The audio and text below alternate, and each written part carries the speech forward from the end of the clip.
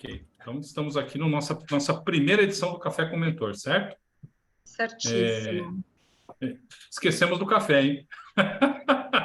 Mas A vale, água aqui. vale água, Coca-Cola, enfim. Fique à vontade. Colocar Refrigerante, água. aguinha. É, Então, mas Até porque o café aqui não vale minha dedicação, não. concordo, concordo. Aí é chá e olhe lá. bom, gente, como o Celso comentou, essa é a primeira edição do Café com Mentor. É a primeira edição de muitas, é um benefício da nossa membership. A gente lançou oficialmente a membership no último mês. Qual é a ideia da nossa membership? A gente tem muitos alunos que eles entram para o I2A2 e ficam. E eles ficam querendo não só surfar a educação continuada, mas querem também caneca, camiseta, enfim, ficam pedindo os acessórios do I2A2 para a gente, que é algo que a gente vai preparar em algum momento, mas também conteúdos exclusivos e desafios exclusivos, que é o que a gente começa a preparar, entregar para vocês agora. Então, na nossa primeira edição, a gente traz o Evandro, que é um entusiasta em inteligência artificial. Ele foi já reconhecido pelo mercado global, está na lista aí do Top 50 CEO em inteligência artificial, com esse prêmio reconhecido em 2021 e 2023. Ele é o fundador da DataH e também do I2A2, assim como ele tem uma representatividade em várias ventures dentro do ecossistema da DataH, como a Nonliq, a Syncar e outras empresas, né? Todas elas com core business em inteligência artificial. Como sobra tempo na vida do Evandro, a gente não sabe como, ele também tem um papel na Agência Espacial do Canadá como Operation Manager. E se ele continuar contando para a gente o que mais ele faz, a gente vai ver que o dia dele tem 48 horas. Mas como a gente vai focar hoje um pouco mais aqui nessa visão empreendedora, nessa visão de como romper barreiras e chegar lá, né, dentro de um ecossistema mais empreendedor ou dentro de um ecossistema mais tradicional, a gente está aqui para ouvir o Evandro, dessa vez como convidado. O Evandro ele passa a participar em edições exclusivas, tanto em webinar com a gente, como também nas aulas. Né? Não é mais o responsável da formação, infelizmente, porque a gente adora ter a aula do Evandro, é nosso grande mestre, mas, enfim, ele vem como um convidado especial para a gente. Então, obrigada a todos. Obrigada, Evandro. Eu que agradeço. E aí, para a gente começar, Evandro, depois eu vou pedir para as pessoas jogarem outras perguntas aí também no nosso chat. Eu vou acompanhando e vou fazendo a curadoria dessas perguntas, até mesmo para a gente respeitar o nosso tempo e aproveitar da melhor maneira possível. Mas para a gente começar, a sua carreira ela foi bem diversificada. Em algum momento você fez uma transição para o mercado de inteligência artificial e tecnologias emergentes. E a gente percebe que muitas pessoas estão buscando esse caminho hoje, né? O assunto está em voga. Tem gente que, de alguma forma, já está na área e está se aprofundando e, eventualmente, busca o sucesso de um grande projeto, seja dentro de uma instituição, de uma corporação, ou até mesmo dentro de um projeto mais empreendedor. Mas conta para a gente, na tua jornada, como foi fazer essa transição? Como é que você chegou nesse mercado? Cara, como é que eu cheguei nesse mercado? Tentando satisfazer um outro mercado. Na época, eu trabalhava em consultoria de M&A, fusões e aquisições, né? De empresa, já tinha vindo do mercado de investimento, enfim, já tinha ficado lá quase uma década. Aí fui para o mercado de consultoria de fusões e aquisições, e aí eu comecei a fazer pesquisas, etc e tal, e fiquei, cara, será que eu não tenho um jeito de resolver isso aqui de uma maneira mais fácil? Quer dizer, tanto dado, como é que a gente vai resolver isso, né? Eu passava grande parte do meu tempo pesquisando. E aí eu pensei em como é que cruzava essas informações de pesquisa, mas era texto, né? Pensa, anos atrás, cara, fazer isso com texto era tipo terrível. E aí, pesquisando tal, foi aí que me indicaram um pessoal que era bom de tecnologia, um cara chamado Celso. E aí eu fui lá visitar, e aí eu comecei a pesquisar isso. Aí o Celso me deu uma dica na época, falou, olha, isso aí não tem muita coisa não, hein?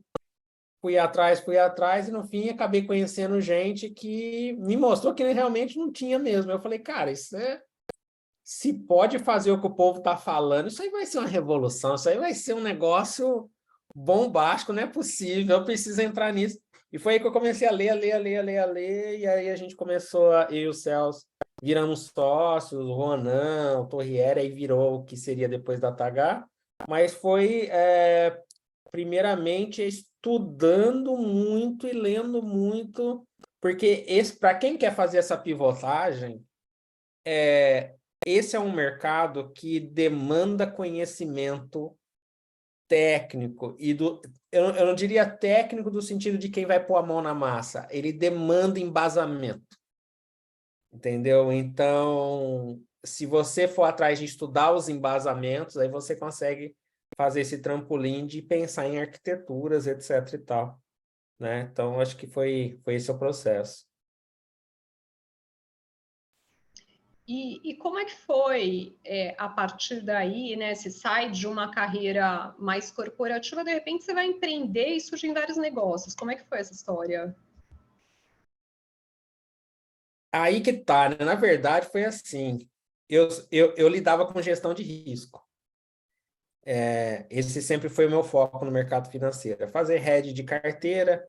Para quem não sabe o que é hedge, é quando você toma conta de um volume de dinheiro, precisa proteger aquele volume de dinheiro contra oscilações, tá? Isso é útil para quem vende carne no supermercado, para quem vende commodities como combustível, etc. Você precisa proteger um valor, porque você tem um contrato que vai vencer daqui a X meses ou anos e você precisa proteger isso. Então, o meu cargo era fazer hedge de carteira, proteger uma quantidade de capital.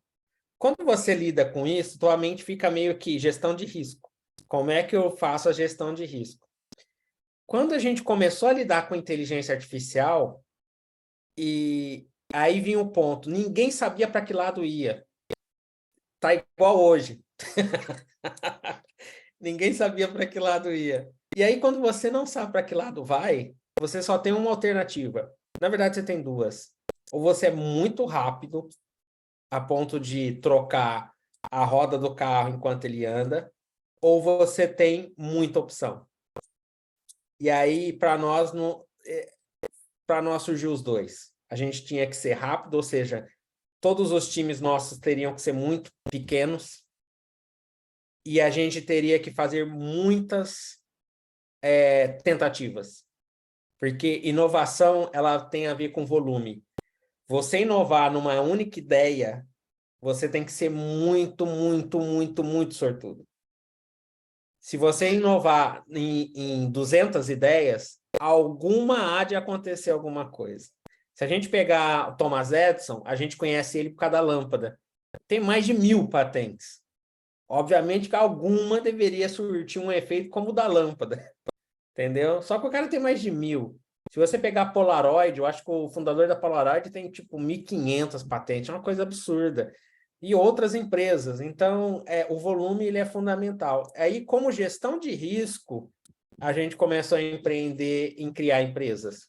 Não foi não sei se foi uma aptidão empreendedora, mas pelo menos na minha cabeça surgiu como uma forma de gestão de risco. É super bacana, que a gente percebe que gestão de risco é um skill necessário para inovar. Total, total. Você tem risco de gente, risco de tecnologia. Você está super dedicado a fazer alguma coisa com AI agora, amanhã vem uma nova AI e acaba com a sua iniciativa. Então, você precisa de gestão de risco. E até entrando um pouco nessa linha, né? Não falando exatamente de riscos, mas o que você enxerga que são os desafios do mercado hoje para empreendedores e até mesmo para líderes, para implementar soluções de IA? Cara, implementar soluções de IA, ela em geral, um parto em diversos aspectos, né? Ela é um parto porque a gente não pode esquecer que essa solução de AI, ela está conectada a um processo, e o processo, quando alterado, é difícil proteger a IA do processo alterado, tá? Então, pensa o seguinte, nós temos o chat GPT, por exemplo, mas ele não tem tecnologia suficiente que proteja ele contra uma juventude que resolve criar uma língua que não tem parâmetro nenhum na internet só para desviar da máquina. Se amanhã começar uma tendência a ter isso, não há chat GPT que salve, porque ela foi justamente criada para driblar. Então, assim, tudo que a gente cria está ligado a um processo pré-existente. Para as empresas, cuidar desse processo para que ele não destrua a inteligência é uma coisa complexa. Em outras empresas, onde você tem que usar hardware para processar no local, ou a questão do agro, que você não tem uma conectividade, está melhorando agora, mas você não tem... estar offline é uma coisa muito importante. Você tem todas as barreiras que a computação em nuvem traz, que na computação no local, no device, você não consegue fazer. Então, já essa otimização, um parto tremendo.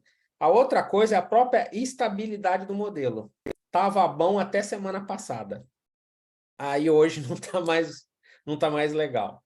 E a gente vê isso direto, até com coisas que a gente usa no celular. Aí você vê que estava bom funcionando, de repente não está bom mais.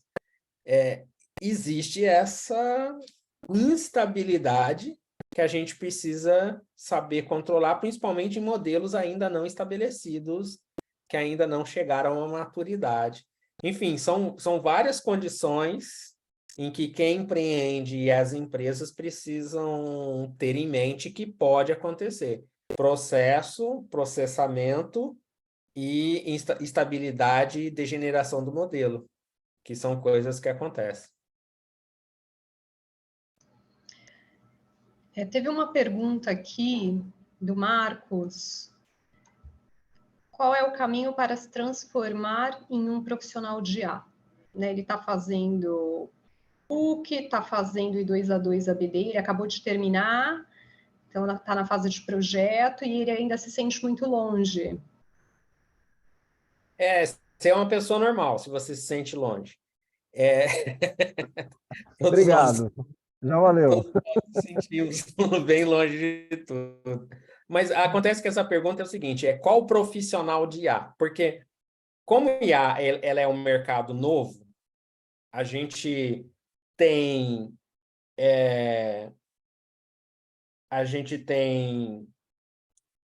papéis ainda não tão esclarecidos, mas necessários, em que fica um pouco no limbo quais são esses papéis, mas que as empresas que lidam com isso meio que já começam a definir. Então, se a gente pensar em IA, a gente tem o IA pesquisador, que é o cara que cria novos modelos, que é o que vai atrás de um novo... como fazer o embedding disso ou daquilo, etc. E tal. Então, essa é a camada pesquisadora que você vai achar na Universidade de Montreal, aqui em Toronto, em Stanford, etc. Então, essa camada, ela não é uma camada de implementação, ela é uma camada de desenvolvimento de novas abordagens. Existe uma outra camada, que é uma camada de pessoas que fazem o deploy dos modelos, né? Que é a pessoa que pega aquilo que o pesquisador criou, acha quem montou aquele modelo minimamente viável, testa aquilo para implementar descobre todas as buchas que ninguém contou no paper, e aí faz esse processo de implementação. Esse, em geral, é o que se chama de engenheiro de machine learning, tá? Esse é o que a gente vê no LinkedIn aí pipocando.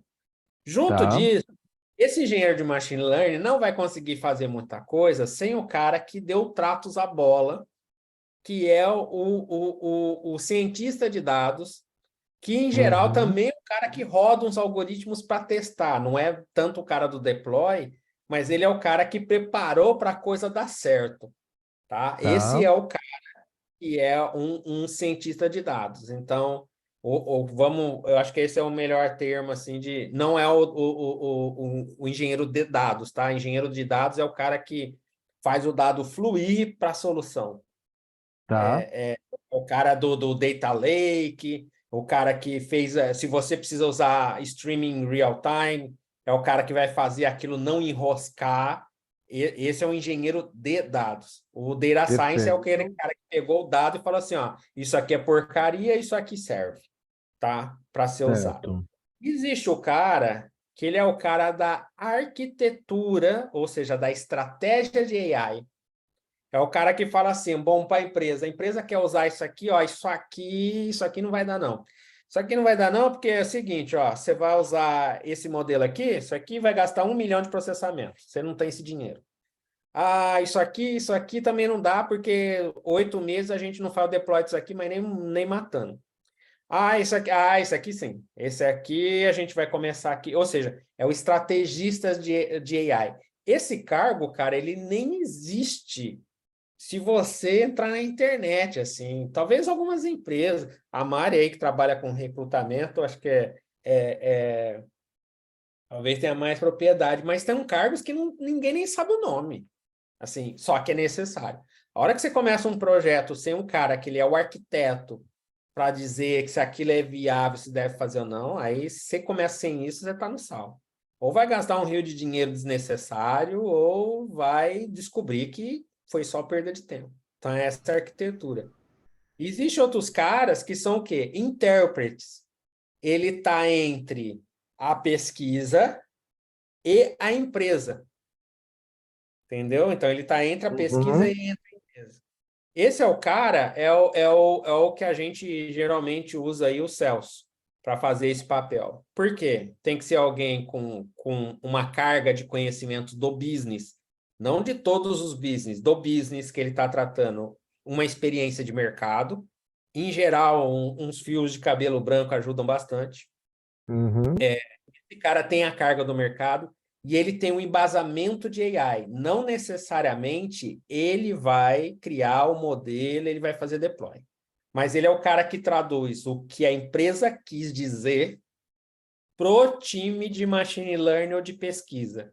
Depende do que você está lidando, tá? Esse é o cara é o middleware entre um e o outro. Então, quando a gente fala de carreira em AI, depende muito do que a gente está buscando, né? Em termos de atuação. Existem muitas atuações dentro desse mercado. Não existe só pesquisador e engenheiro de machine learning. Sim. E, por exemplo, para ser um arquiteto precisa ter muita experiência, né? Precisa ter calo na mão. É mais fácil você pegar um cara com experiência de business e dar embasamento para ele do que pegar um engenheiro e transformar em business. Então, o que acontece? Se você quer ser o cara que faz a arquitetura, a estratégia de AI, agora está surgindo até uns nomes aí, tá? Eu não sei de cabeça aqui, mas, enfim, ninguém determinou nada, mas está surgindo. Se você quer ser esse cara, é melhor você ser o cara de business que está estudando o embasamento de AI para ser o cara de estratégia de AI. Porque o contrário é muito difícil. Por quê? Você tem que ter visto onde está o problema. Se você é de logística, você tem que saber todo o problema de logística. Por que que não dá certo? Por que que perde dinheiro? Por que que a empresa reclama? Por que que os sistemas não funcionam? Se você é de petróleo e gás, de óleo e gás, todo embasamento de óleo e gás. Então, se você pegar um engenheiro de machine learning para aprender óleo e gás, vai levar mais uns 10 anos. Entendeu? Então, é melhor fazer.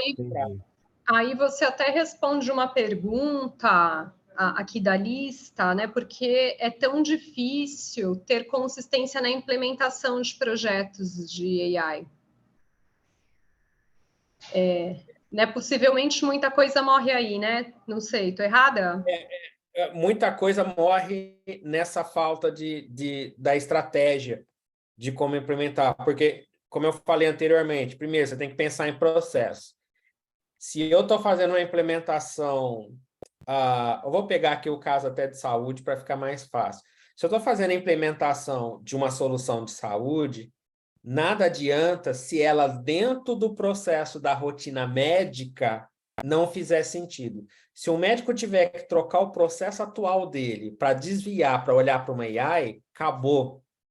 Agora, quem vai dizer que esse processo tem que ser assim? O engenheiro de machine learning? Mas não vai mesmo, porque não tem nada a ver com isso. O pesquisador não sabe nem onde está o hospital.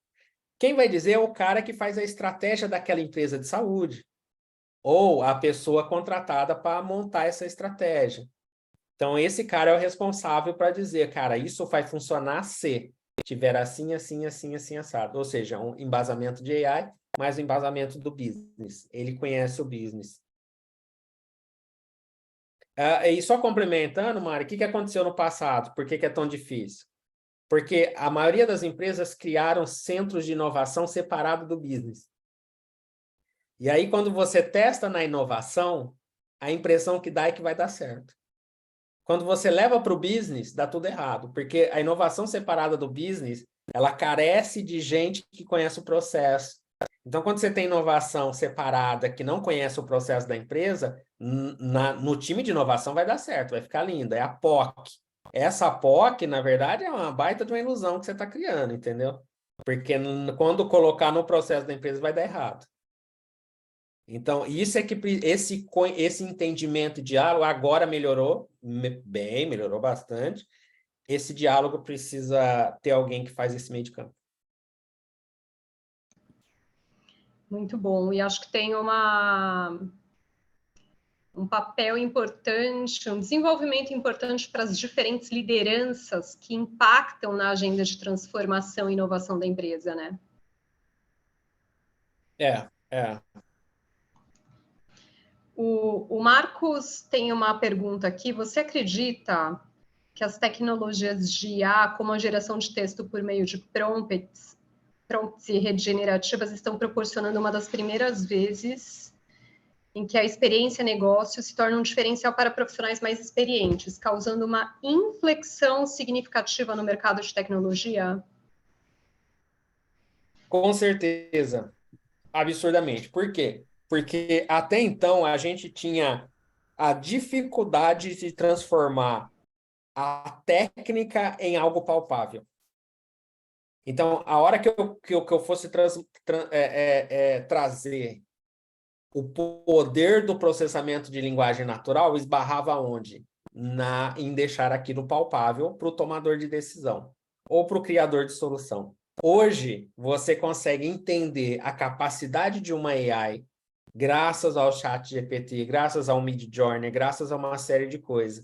Então, pela primeira vez, o líder da empresa e não a TI está testando a solução antes da TI, né? O executivo, pela primeira vez, está testando uma solução sem precisar chamar ninguém. E isso abre uma janela gigantesca. É por isso a correria das empresas. Muita gente só percebeu inteligência artificial agora. Entendeu? Porque ferramentas como essa tornou tudo muito palpável para todo mundo. Pô, então pode fazer até isso? Pode. Aí começou o susto.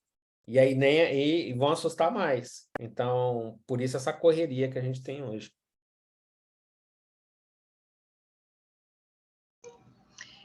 E onde é que você identifica os mercados, os setores da economia com as maiores oportunidades? Que mercados que vão surfar as maiores ondas em relação ao movimento atual? Cara, isso é até difícil dizer, assim. Vamos pegar pelo que tem agora. Eu acho que algumas movimentações estão vindo, tá? Primeiro que a gente está numa onda de liberação de ferramentas criativas, né? Pelo canto da Generative AI, né? Das IA generativas, a gente tem uma explosão agora de ferramentas então criativas. Isso ainda não chegou a impactar o mercado como vai impactar nos próximos anos. Para vocês terem a noção do tamanho do impacto, o problema aí do Conar com a propaganda da Volkswagen, com a Elis Regina lá, que agora eles querem arrancar a propaganda do ar por conta de ter sido feito com deepfake e tal. Isso aí é só o arranhão. As tecnologias elas estão evoluindo para ter criação automática, ou seja, transformar o que está na mente das pessoas em processos criativos prontos na ponta final. A gente começou isso, e a gente pode entender que o texto é processo criativo, porque você está gerando texto para alguém, você está criando texto, e texto é criação, então é processo criativo. A gente tem o ChatGPT com processo criativo, tem o Bart também já fazendo isso, e outras que vão surgir, agora vai vir 1 zilhão. Temos de imagens, e eu acho que aonde vai cair o queixo de todo mundo será a produção de vídeo. Porque isso vai ser um negócio bombástico. Hoje eu estava vendo um material da Meta para áudio, para construção de áudio e de som, etc. Fantástico. Então, pensa, a gente já tem o do texto, a gente já tem a imagem, a gente já tem o som. O próximo é vídeo. Agora, se você pensa na criação de vídeo, quantas pessoas que não têm todo o poder, o potencial para a criação de vídeo, edição e whatever aí que a gente pensar nisso, e que vão fazer apresentações falando sobre isso. Então, você imagina, o PPT do futuro será pessoas fazendo apresentação sobre ideias que estão passando filme atrás dela. Entendeu? Isso vai ser de um impacto gigantesco. Agora, qual empresa vai canalizar isso? Qual empresa que vai diminuir o custo disso? E qual empresa que vai entregar isso na ponta final? Eu não sei. Tá? Mas isso é um baita de um potencial para os próximos anos. E isso muda muita coisa, inclusive geração de conteúdo. Como é que o Google vai ficar pagando para toda a geração de conteúdo que nem ser humano faz? Entendeu? Então, isso muda muito o game, tá? Então, acho que quem vai mais surfar, e respondendo a tua pergunta, os na década, eu não sei, mas de curto prazo, médio e curto prazo, é mídia. Mídia vai virar de ponta cabeça. Todas as mídias, áudio, vídeo, texto, mídias vão virar de ponta cabeça. Agora, a hora que a gente conseguir fazer o embedding dessa mesma tecnologia para números, aí vamos ter várias empresas aí também virando de ponta cabeça.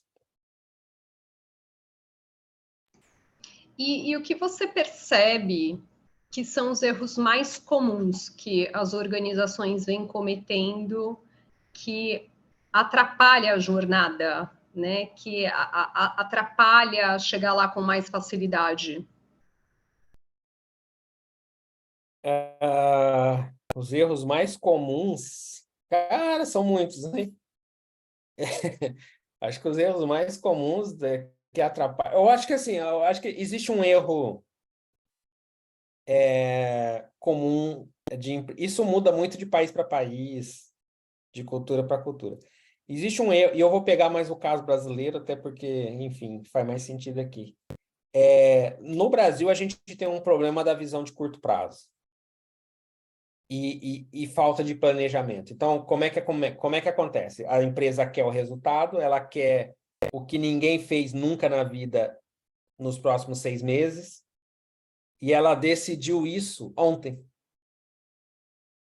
Então, essa visão de curtíssimo prazo faz com que você não consiga atingir, de fato, os resultados que importam. Quando a gente vê tecnologias como o que a gente está vendo agora de rede generativa, a gente começou com RedGun em 2014. 2014, a gente está vendo o resultado em 2023. Você pegar quanto tempo tem a OpenAI, anos. Você pegar quanto tempo tem uma SpaceX, quase 20. Se pegar até as quase 20, a gente está falando de empresa, a gente não está falando de ontem. A gente está falando de décadas de investimento, a gente está falando de... Entendeu? Então, a hora que você coloca esse anseio em curto prazo, isso é um terror para atingir resultado. Então, curto prazo significa que você não teve planejamento. Não tem planejamento, não atinge resultado. Então, é uma coisa puxa a outra. Então, isso é o que eu vejo é o que mais atrapalha as empresas. O terceiro ponto, pior do que não planejamento e curto prazo, é não ter estabilidade. Então, você fala com o gestor hoje, ele sai amanhã, aí chega outro, aí chega outro, aí chega outro, ou seja, não tem fim. Então, essa falta de estabilidade, igual time de futebol, e a falta de planejamento e visão de curtíssimo prazo, faz com que as coisas fiquem muito difíceis de acontecer. E aí você entende, né? Porque se ele não der resultado em curto prazo, ele sai igual técnico de futebol. Então, uma forma dele se manter na carreira é entregar muita coisa de curto prazo. Entregar coisa de curto prazo exige um planejamento muito menor. E isso faz que as coisas fiquem muito complexas, entendeu? E aí você nunca atinge o resultado igual uma empresa estrangeira que está sem pressa e faz uns 5 anos que está fazendo isso. Entendeu? Então, essa é a grande diferença, né? E quando a gente sai do país, a gente sente até um baque, porque o pessoal parece em slow motion. Não, eu estou conversando com você hoje porque a gente vai implantar isso em 2026. Entendeu? É um negócio assim, falar, caramba, olha, o tempo é dilatado pro cara, né? Imagina, no Brasil isso não existe. Então, eu acho que esses são os pontos assim, principais que a gente vê. Você sabe que nessa linha, eu como recrutadora também, né? Pensando aí nas múltiplas carreiras, mas esse mercado ele vem ascendendo e acontece, é um movimento cíclico que a gente vê de tempos em tempos em diferentes áreas no mercado, que é o tal do rouba-monte, né? Você tem escassez de recurso, você vai roubar o da concorrência, você vai roubar o do vizinho, achando que a grama do vizinho é sempre mais verde. Só que o que você gera para o mercado como consequência não é bacana, porque as pessoas se alavancam financeiramente, mas não necessariamente elas completam ciclos, tanto para elas como para as organizações. Então, você tem um resultado parcial para contar, né? Agora, você pensa isso numa tecnologia que exige processo, e aí quando a gente fala de processo, a gente está falando de melhoria de processo, que é uma coisa contínua, ou seja, você não melhora um processo em 6 meses numa empresa que tem 30 anos. Não é uma coisa tão simples assim. Atingir resultado, porque pensa numa inteligência artificial, por exemplo, que o grande resultado dela é anual ou no quartil. Quantos quartis ela precisa comparar com a realidade para atingir resultado?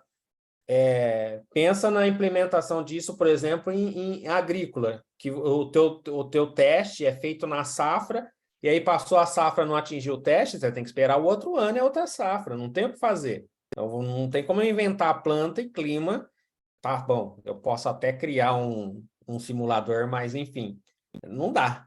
Então, assim, se você não tem essa visão de longo prazo, é muito difícil, de fato, construir coisas relevantes. E que dicas você traz para quem precisa influenciar para cima, para quem precisa influenciar um negócio, para quem influencia um planejamento? Pensando no longo prazo, sabendo que no final do dia o acionista quer resultado de curto prazo, né?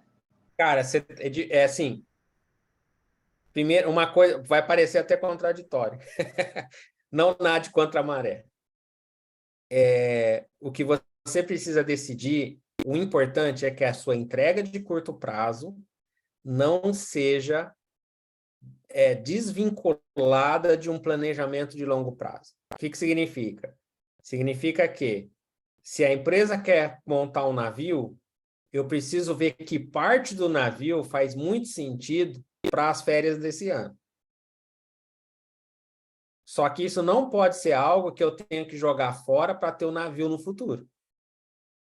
Então, assim, se do navio eu só consigo ter boia, você tem que manter o olho no navio e entregar boia esse mês. Então, e aí que entra o arquiteto que eu estava falando, o cara que é o estrategista de AI. Entendeu? Então, a empresa ela precisa ficar muito feliz com a boia, não tinha boia. Você não pode esquecer que o plano é fazer um navio, e a empresa não pode esquecer disso, que o plano é o navio, e que você vai entregar uma boia esse mês, e a boia é um pedaço do navio. Porque se você entregar um negócio que é um jet ski que não tem nada a ver com o navio, muito bonito para você, mas, cara, no fim das contas é um fracasso. Você vai ter que jogar fora para fazer um navio. Então, saber fracionar o problema do curto prazo, o problema de longo prazo para o curto prazo e entregar é uma forma de você mediar a ansiedade de board da empresa e não perder a visão de onde está indo. Agora, se você focar, não, você tem que ver que isso aqui vai ser um navio. Esquece. Na próxima reunião de board, o cara fala assim, que navio escambau? Isso aí não vai acontecer. Entendeu? Então, você precisa saber ser um mediador político e, ao mesmo tempo, o cara que sabe que isso faz sentido. Ou seja, eu vou entregar para você, mas isso é o pedaço. É como se fosse uma casa, né? Você olha o alicerce e dali você vê que vai sair o quarto, cozinha. Dá para você olhar no alicerce e ver que tem uma cozinha que vai nascer ali, mas não é a cozinha, entendeu? Então, você tem que saber entregar o alicerce para depois entregar o resto. Vamos aproveitar que a gente voltou a falar do estrategista de AI. O Eric Farias, ele perguntou se um arquiteto de cloud consegue realizar a função do estrategista. Qualquer um consegue se tiver os fundamentos dos dois lados, o fundamento de business e o fundamento de AI, do que é necessário para pôr de pé. Obviamente que o fato de ter um conhecimento técnico em cloud, em qualquer uma dessas coisas, facilita bastante. Mas o importante é ter esse conhecimento técnico de um lado, ou seja, eu sei o que uma estrutura de AI precisa, como que os modelos funcionam, o que dá para fazer, o que não dá, o que é viajação, o que não é, e eu conheço bem esse business que o cara está falando, que a empresa que está pedindo, etc. Então, acho que qualquer um com esses dois embasamentos fazem essa papel figura bem. passa a ser uma posição-chave para o mercado, né, daqui para frente. Ele é uma posição-chave, com certeza. Ele é. Porque hoje, o que as empresas... o maior sofrimento das empresas hoje, elas veem a tecnologia e não têm a mínima noção de como aplicar aquilo no cenário, na realidade dela. Então, ela não tem essa pessoa lá dentro. Se ela busca fora, é uma consultoria, você tem todo aquele problema de consultoria, etc. e tal. Enfim, em geral, ela busca executivo, que é esse cara que é uma oportunidade, né? Para quem quer lidar com business e AI ao mesmo tempo. Eu acho que uma das maiores oportunidades é ser o cara que traça esse plano. Entendeu? E do ponto de vista, a gente fala sempre muito de embasamento técnico, do ponto de vista de soft skills, o que é importante para essa cadeira? Comunicação. Eu acho que comunicação, porque, assim, primeiro você tem a leitura de anseios, aonde está o verdadeiro tesouro da empresa. Eu estou falando empresa, assim, a minha experiência é mais corporativa, então eu estou colocando mais nesse sentido. Então, assim, qual que é o anseio da empresa? Então, o primeiro passo é você saber ler quem é o teu interlocutor, né? Para quem você fala. E depois você saber comunicar um resultado, saber comunicar um avanço, saber fazer a devida apresentação do que está acontecendo e sanar as preocupações que você já conhece daquele time. Tudo isso é um processo de comunicação. Quanto melhor comunicador você for, mais fácil. Não adianta eu meter uma equação na tela para o board e achar que ele vai ler, né? Então, eu posso até saber a equação, só que eu estou falando com o público errado. Eu tenho que transferir, traduzir aquilo lá. Então, eu acho que comunicação é igual cientista de dados. Você pode até ser muito bom, mas se for péssimo comunicador, não há slide que te salve, entendeu? Porque você não Eu acho consegue comunicar os insights. que passa um pouco também pelo skill que a gente fala tanto do que é o professor do I2A2, né? Ele tem a capacidade de traduzir assuntos complexos em uma comunicação muito simples. Eventualmente Muito, até em isso uma metáfora, né? Cara, total. Você pensa o cara que está com uma empresa aí que fatura 1 bilhão, essa empresa vem de um mercado muito mais simples, o fundador também está lá, o fundador, o cara até ontem nunca ouviu falar dessas coisas todas, e ele está na reunião, o presidente, para você convencer ele e mostrar valor. Quer dizer, você não vai entrar num assunto de estou falando de generativa, não sei das quantas, da rede convolucional, esquece, você, entendeu? Não quer saber disso. Então, é ter esse fino tato para lidar com isso. De onde vem o retorno na linha final do PNL, Exatamente. né? Isso, é traduzir aquele anseio, saber explicar, né? Isso é fundamental, não tem como. Não tem como escapar disso, gente. O Cristiano ele faz uma pergunta aqui: como se mostrar um profissional estrategista de IA ocupando posições mais técnicas e tendo experiência de negócio? Como se mostrar um estrategista de AI, ocupando posições mais técnicas e tendo experiência de negócio. Eu acho que é você. Eu acho que primeiro, se você você ser o cara, a referência na empresa para esse assunto, né? Isso se você quiser se posicionar nisso dentro da empresa. Então, a primeira coisa é a empresa entender que você tem o conhecimento, e você é o cara com conhecimento suficiente para explicar isso. E aí vem todo o processo de comunicação que a gente está falando aqui. É você o cara que traduz isso para os valores da empresa e para a visão da empresa. Fala, olha, não funciona assim, funciona assado. E você prova isso para a empresa, mostra isso para a empresa. É a forma nessa hora aqui é comprar credibilidade, né? Não tem outro caminho. Se isso não é uma posição que a empresa está estabelecendo, né? Eu digo para empresas que não estão estabelecendo isso. Comprar essa posição é uma posição de credibilidade, do cara que traduz os anseios da empresa para questões técnicas do mercado. Sempre fazendo essa ponte. No fim, o que interessa é de um lado para o outro, dá para fazer a transição do negócio para a área técnica, da área técnica para o negócio e, posteriormente, ocupar essa cadeira? só que existe uma curva de aprendizado, né? Porque a curva de aprendizado do business, ela é mais longa até do que o aprendizado técnico necessário para fazer estratégia. Por que do business? Porque quem viveu muita coisa do business, isso levou anos.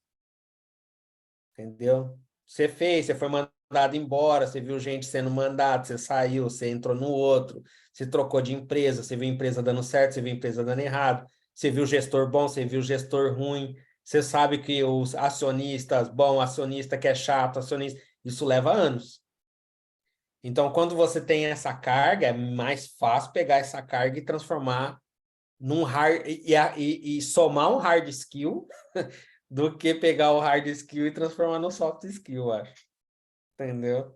É uma questão só de... Os dois dá, né? Só que é questão só de curva de aprendizado. Um vai levar mais tempo, o outro vai ser mais rápido. Quem tem a bagagem de business vai ser mais rápido a colher a bagagem técnica do que toda a bagagem técnica colher o de business. Excelente.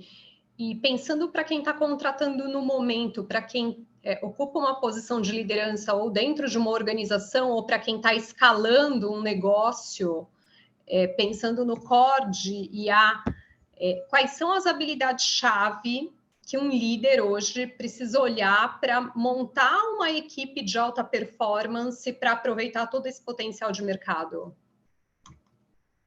Cara, aí a gente tem que definir o que é equipe de alta performance. Na minha definição, equipe de alta performance é entrega de curto prazo.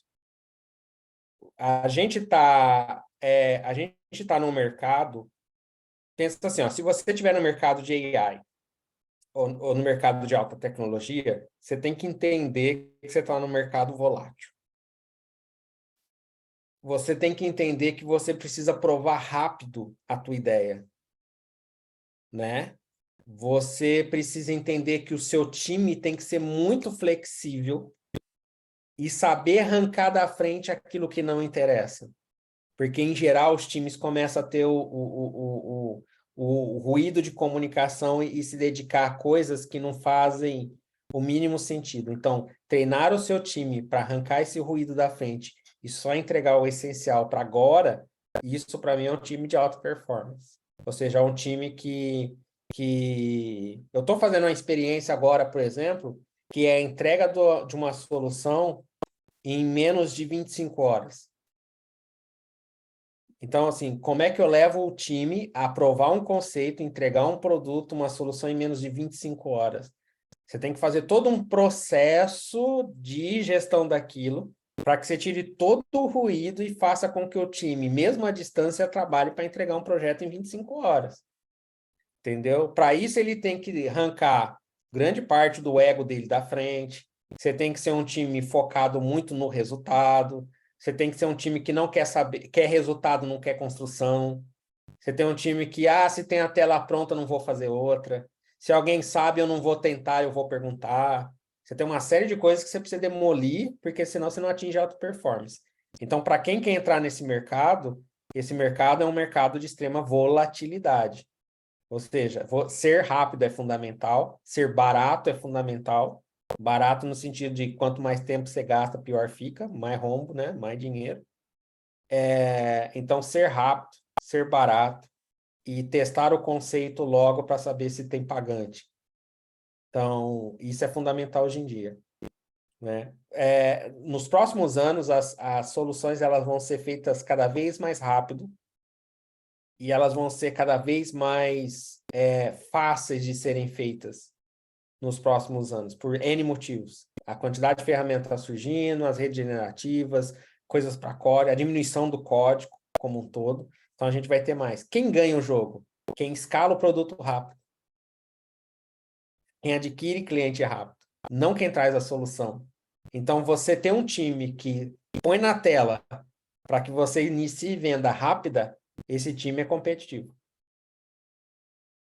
Entendeu? Vender rápido. E acho que, de novo, vem uma estratégia de dados por trás disso, né?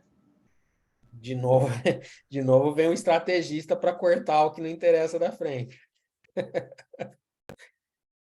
Né? Então, hoje a gente todo mundo está comprando um carro turbo, entendeu? É isso que está acontecendo no mercado. Todo mundo está se abastecendo com carros turbos, assim. Você está indo para uma competição de carros velozes. E o teu time tem que aprender a ser veloz. E o teu time não técnico tem que aprender a escalar rápido.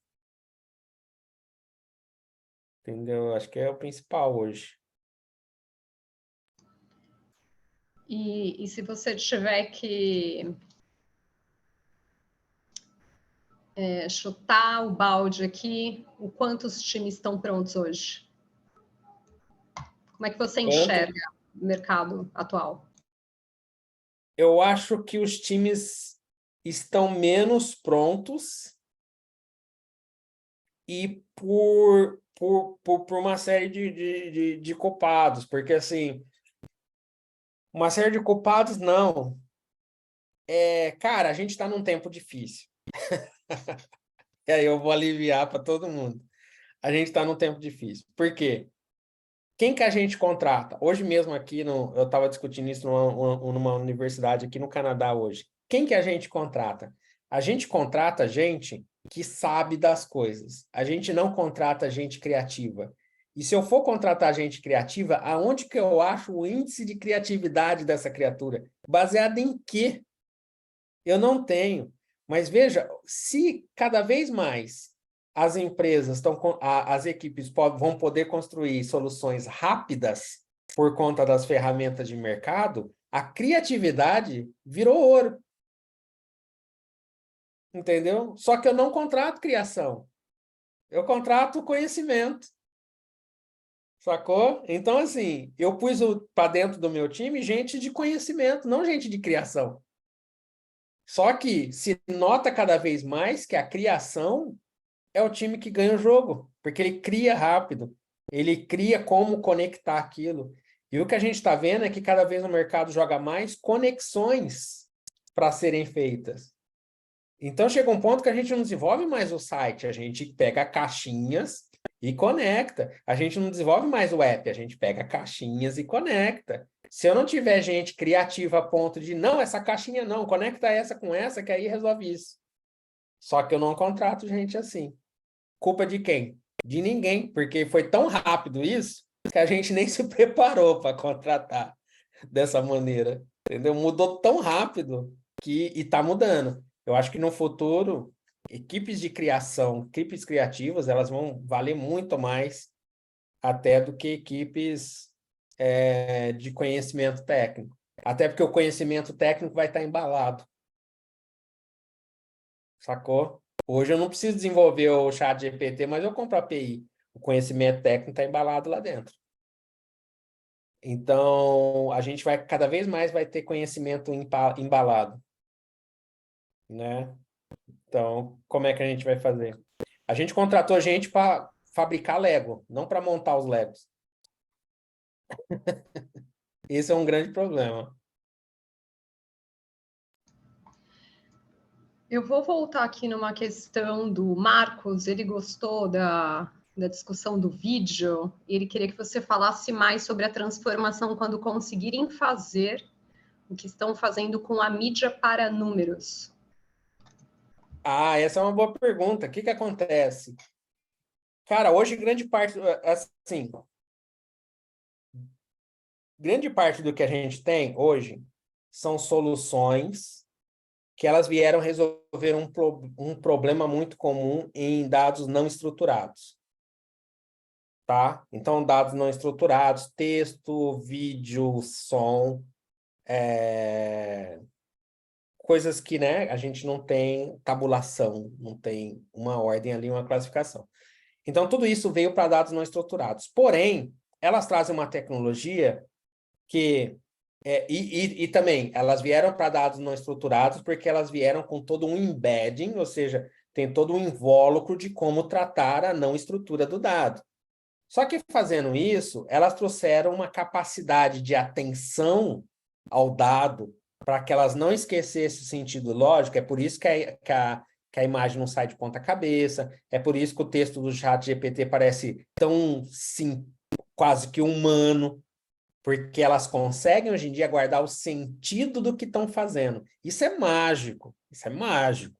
Então, a hora que você faz uma música, ela consegue guardar o sentido daquela música. Ela não faz um remendo de samba, salsa, a não ser que você peça. Mas ela não faz, ela guarda o sentido. Então, o que acontece? Essa memória para guardar o sentido, ela é fundamental quando a gente lida com números e dados tabulares. Só que a gente não fez o processo para dados tabulares, a gente fez o processo para dados não estruturados. Ora, o que acontece quando eu derramo esse grau de atenção em dados que possuem uma estrutura, em dados tabulares? Você imagina que a hora que você faz uma auditoria e você tem uma transformer, tá? Onde essa auditoria, onde eu não perco o fio da meada e, além de tudo, eu consigo usar o texto para identificar isso e eu mantenho na memória o que eu estou fazendo, você tem auditorias inteiras sendo feitas, correções inteiras numéricas sendo feitas e análise inteira sendo feita. E isso vai ser a grande próxima transformação. A hora que você criar uma forma de fazer o embedding disso, que, ou seja, empacotar essa informação para que uma IA entenda. A gente fez isso com dados não estruturados. Só que a gente não tem isso para dados estruturados. Olha que bizarro, que teoricamente era mais fácil. Teoricamente, mas acabou que não é mais. A hora que a gente fizer isso, a gente tem uma transformação global em termos de consultorias no mundo, a ponto de consultorias irão desaparecer, porque como que um IA consegue guardar o sentido daquele número e fazer uma auditoria em busca de todo o sentido por trás daquele número em todos os lugares daquele arquivo? Entendeu? Então, esse é um dos próximos passos. Por isso que quando isso vier para números, isso vai impactar profundamente o mercado como um todo. Isso sem falar de fraude bancária, e aí vai. Ó, a gente tem mais 4 minutos e 2 perguntas muito boas. Eu vou jogar as 2 aqui e você vai se virar para entregar para a gente. Mas uma delas partindo do princípio que as empresas vão passar a ofertar os mesmos serviços, como é que o mercado avança, né? E a outra o que você recomenda para startups que estão buscando investimento, startups em tecnologia com core em IA? Perguntas difíceis, hein, para esses minutos aí. A questão de ofertar serviço, cara, o que acontece? É assim, essa máxima antiga, pensar no usuário final. Você precisa da equipe muito antenada no usuário final. O usuário, ele nem sempre está querendo a tecnologia, ele quer o conforto do que ele vai fazer. Então, precisa pensar no usuário final, tá? Então, você está muito focado nisso. Muita gente vai fazer a mesma solução, nem todo mundo vai fazer a solução que encanta o usuário final. Então, essa conexão com o usuário final, ela é o grande X da questão. Esquece tecnologia, pensa no usuário final, entendeu? Esse é que é o lance. Então, vai surgir muita, mas pensa nos buscadores. Tivemos vários, o Google ficou, por N razões, porque é clean, porque trazia só o que precisava, usuário final. Então, pensa em Apple, usuário final. É bonita, a caixa é bonita, aí eu abro, é bonito, tudo é bonito e beleza. Tem computador por aí? Tem, faz tempo, tá cheio, continua vendendo. Usuário final. Agora, sobre a questão de investimento, cara, isso aí virou um quiprocó, hein? A questão do investimento, eu acho que a questão assim, de base tecnológica, eu acho que primeiro, cara, é você. Sabe o que eu acho que falta bastante? Na maioria das startups, você provar um mercado de fato que vale a pena, sabe? O mercado, isso tem sido. Eu não sei se é impressão minha, mas parece que assim. Muitas startups não têm muita consistência de prova que aquele mercado vale a pena gastar dinheiro. Às vezes é muito legal, mas eu fiquei muito em dúvida, assim, sabe? Se vale o custo, se vale, sabe? Fascinante, bonito, solta rojão, faz um monte de coisa, mas eu não sei se aquilo... Eu fiquei em dúvida em muita coisa no Collision, inclusive. Então, eu acho que, às vezes, a pirotecnia tecnológica esquece do quem paga a conta, sabe? Tipo, tá, mas quem compra isso aí faz o quê com isso? Fica parecendo algumas coisas de Polishop, assim, tipo, limpa e... Aí eu falei, ficar pensando, será que eu compro um mop desse aí? Sabe aquelas coisas? Então, ficou meio... Eu não sei, eu acho que falta essa... Às vezes eu vejo muita conexão com tecnologia, muita pirotecnia e pouco... Eu já passei por isso, tá? Já fiz coisa super pirotécnica, não servia para bosta nenhuma. Mas fazer o quê? Acontece. E eu vejo muito isso, depois de anos fazendo, eu vejo muito isso às vezes em startup. Bonito pra caramba, mas eu não entendi ainda para que serve. Entendeu? Então, eu acho que precisa ficar ligado nisso, tá? Agora, é importante essa questão de tecnologia, de você desenvolver algo. O que me preocupa um pouco é que algumas tecnologias não são passíveis de desenvolvimento para startups. Isso me preocupa um pouco. Uma startup seria impossível desenvolver o chat GPT. Entendeu? Isso me preocupa um pouco. se isso não está tirando terreno e como é que os fundos... Hoje, por quê? Por que eu estou falando isso? Os fundos não têm um posicionamento em relação a isso. Se eu tenho uma solução desenvolvida que por trás roda um chat GPT, o que eu faço? Tem valor ou não tem valor? Estou vendendo para cacete. Tem valor ou não tem valor? Isso ficou no ar em 2023. Muito fundo tirou o corpo para pensar isso no futuro. E aí meio que criou um limbo. Essa discussão eu não vi ainda fundos trazendo à tona. Tá? A gente vai ter que pensar de como isso vai acontecer. Só que isso aconteceu no início da internet também. Eu não sou provedor de internet, mas uso internet para fazer isso, isso, isso e aquilo. Na época, meio que criou um blackout na cabeça dos fundos. Invisto ou não invisto? Sacou?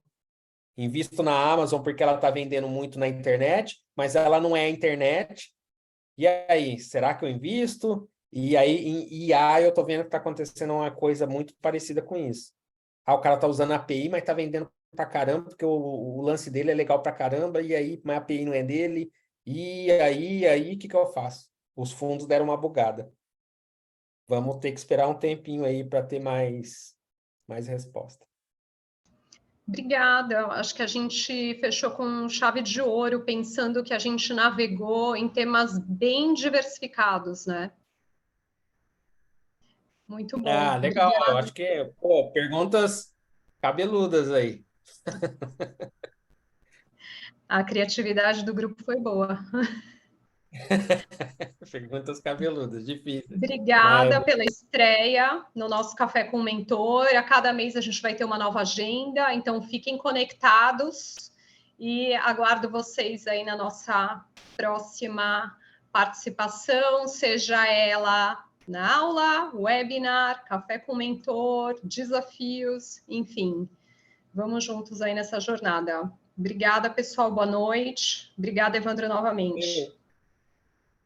Tchau, tchau. Tchau. Obrigado. Tchau, tchau. Boa noite. Boa noite. Boa noite, pessoal.